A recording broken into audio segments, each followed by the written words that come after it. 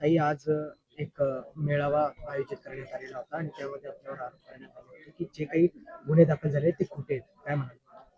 तुम्ही सर्वांनी पाहिलंय, व्हिडिओ पाहिलेत.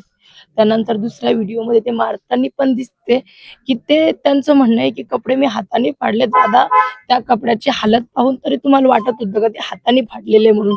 आणि माझे जर मुलं अटकले नसते, ते सांगळे साहेबांनी सानप साहेबांनी जर अटकून धरले नसते, तर त्यांनी जे गोल घेऱ्यात मला घेऊन जे माझ्यासोबत कृत्य केलंय ना, ते सगळं सगळ्यांच्या समोर आलं असतं.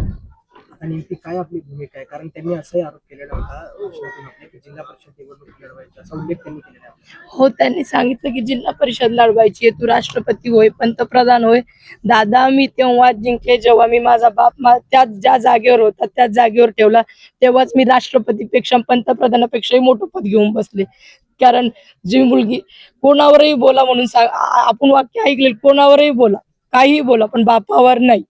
त्यामुळे बापासाठी जे मी केलंय त्याच्यानंतर मला कशाचीच आशा नाही, अगोदरही नव्हती.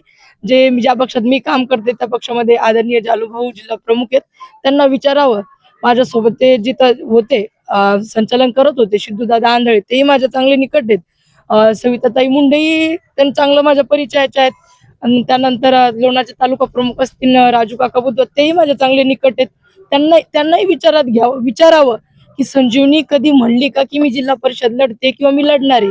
तरी नगरपालिकेच्या वेळेस मला सविताताई जेव्हा भेटल्या होत्या तेव्हा मला त्यांनी पंचायत समितीचं तिकीट ऑफर केलं होतं, तू आमच्याकडे ये, त्यानंतर मी तुला पंचायत समिती लढवते, मी तुला तिकीट देते. तेव्हाच मी ताईंना सांगितलं होतं, ताई मी अल्पसंख्याक पडते, मी निवडणूक जिंकू शकत नाही आणि मला निवडणूक कोणती लढायची पण नाही, मला फक्त समाजकार्य करायचे.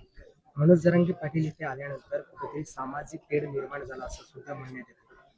दादा आले म्हणून सामाजिक तेढ निर्माण झालं आणि ज्या पीडित महिलेवर अत्याचार झाले, सगळं झाले. त्याच्यानंतर हे जे सभा घेतात लोकांची आणि जे काही समाजकंटकाच्या विरोधात उभे राहते, त्याला काय म्हणायचं मग आपण? एकंदरीत आज जो सगळा मेळावा पार पडला त्याची एक प्रतिक्रिया किंवा कसं पाहता तुम्ही?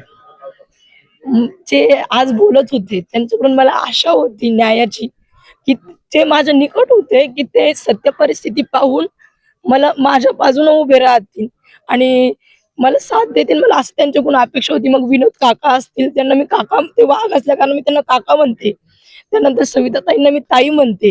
त्याच्यानंतर सिद्धूदादा जो आंधळे ते संचालन करत होते त्याला मी भाऊ म्हणते आणि तो माझ्या सोबत राहिलेला आहे.